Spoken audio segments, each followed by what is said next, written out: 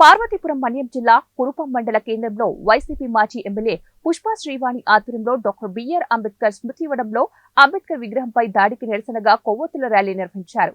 భారతీయుల హక్కుల కోసం రాజ్యాంగాన్ని రచించిన రాజ్యాంగ నిర్మాతకే రక్షణ కరువైందన్నారు.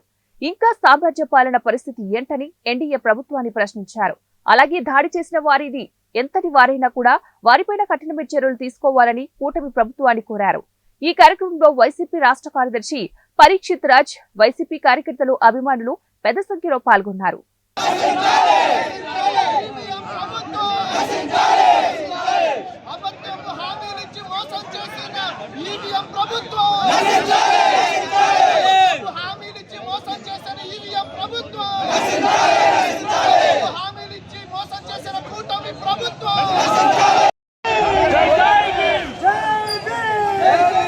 అంబేద్కర్ గారు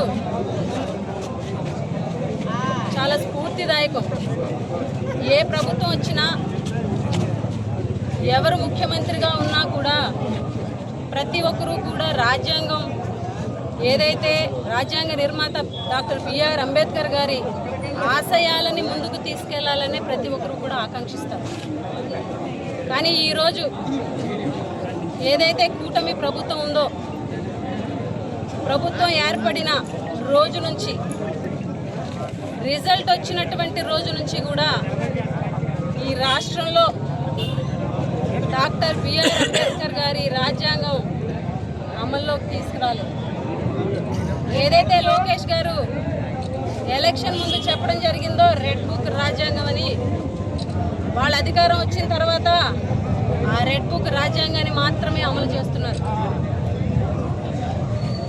చంద్రబాబు నాయుడు గారు గతంలో వాళ్ళ ప్రభుత్వం ఉన్నప్పుడు బిఆర్ అంబేద్కర్ గారి విగ్రహాన్ని రాజధాని నడుబొట్టిన ఏర్పాటు చేస్తానని చెప్పి అబద్ధాలు చెప్పి ప్రగల్భాలు పలికి కేవలం మాటలకు మాత్రమే పరిమితం చేసి ఆ విగ్రహం కట్టకుండా బిఆర్ అంబేద్కర్ గారిని అవమానించినటువంటి తీరు అందరూ కూడా గమనించారు.